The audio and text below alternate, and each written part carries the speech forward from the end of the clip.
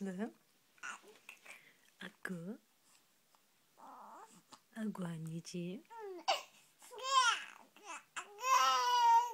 Anne, Aku mu? Kaldır beni anneciğim, kaldır beni anneciğim. Kaldırayım mı seni tatlım? Annem. Güzel kızım. Ne oldu sana?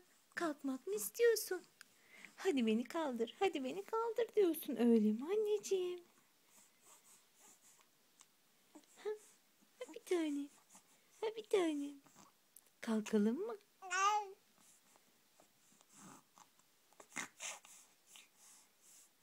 Tatlıcığım.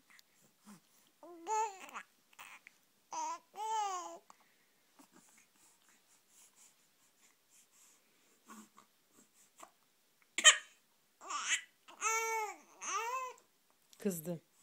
O zaman kapatalım. Hoşça kal de. Hoşça kal de. Tamam.